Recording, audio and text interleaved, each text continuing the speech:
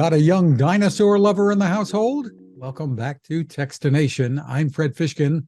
With us from National Geographic Kids is author Stephanie Warren Drimmer. She has a new book titled Jurassic Smarts. Hi, Stephanie. Hi. Great to see you again. And this is a fun little book filled with some wonderful facts and illustrations. Tell us some of the discoveries readers are going to find here. Oh gosh. I think people tend to think of dinosaurs as something that's kind of like old news. But we're actually living in sort of a golden age of dinosaur research right now. Right now, there's about one new species discovered every 2 weeks, which is just an incredible pace of scientific research. So there is a lot of new things to learn all the time. And it really does evolve, right? Because our knowledge or what we thought we knew about dinosaurs changes. Oh, absolutely. I mean, pretty much everything that I learned about dinosaurs in school, we now know is wrong. I mean, we thought they were sort of these dumb, lumbering, slow-witted animals, and it's really not true. In many ways, they were very intelligent. There's debate about whether they were even cold-blooded. They were very fast, some of them. They were colorful, which is something we didn't know at all. Just basically everything is different than what we thought.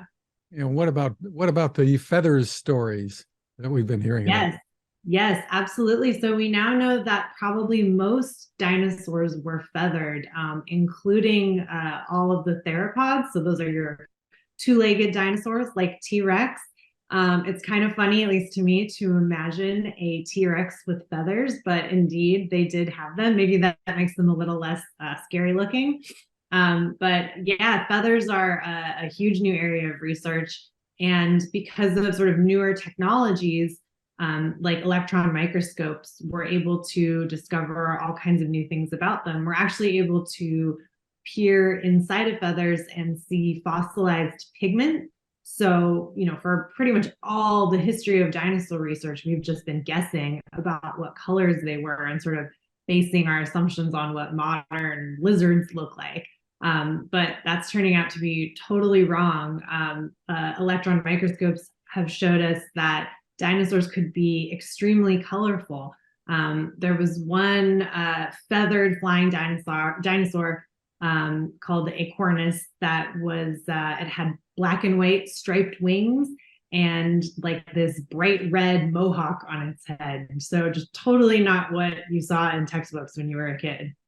Really wild. I mean, the dinosaurs that we tend to think of from when we learned about them they were all green, right? And like you said, plodding Green and along. brown. Yeah. And of course, many of them probably were some more muted colors. They were camouflaged. A lot of them had something called counter shading, which is when you think of a shark with like a dark top and white underbelly, that helps it camouflage. And a lot of dinosaurs had that sort of coloration too. But like I said, many of them were brightly colored as well. And they are known for being enormous, and I guess many were, but what about the small ones? Yeah, the small dinosaurs go underappreciated, don't they? Of course, a lot of dinosaurs were huge, but dinosaurs were the dominant animals on our planet for like 100 million years. So they roamed from coast to coast in every environment, and they also came in all sizes. Um, you know, we can't say definitively what the smallest dinosaur was because we're always discovering new fossils. So that record is always getting broken. But one of the smallest was called Microraptor. You can imagine sort of a crow-sized actually, it was a gliding dinosaur.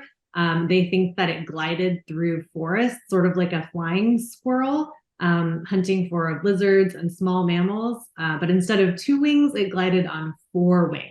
Very, very bizarre. Really, really wild. And what's your take on why we are so fascinated, young and old, with dinosaurs? I've thought a lot about this question because the fascination just does not die. I think everybody's interested in dinosaurs, and I've yet to meet a kid who isn't fascinated with dinosaurs. And I think that it has to do with the fact that we modern humans, we have lived for about 200,000 years. So, in that time, we've gone from living in caves to living in skyscrapers. Seems like an enormous length of time. Dinosaurs lived for about 160 million years. That is 800 times longer than we have been around so far. And for most of that time, like I said, they were the dominant animals on the planet. And I think that perhaps one of the reasons we think dinosaurs are so interesting is that they lived right where we live now, every corner of our planet. So where you're walking your kid to the bus stop, where you're doing your grocery shopping, whether you live in the country or in a big city, dinosaurs walked that land. And I think that is something that is just so cool to think about, not to mention, of course, the fact that some of them were just these absolute monsters that were real life animals.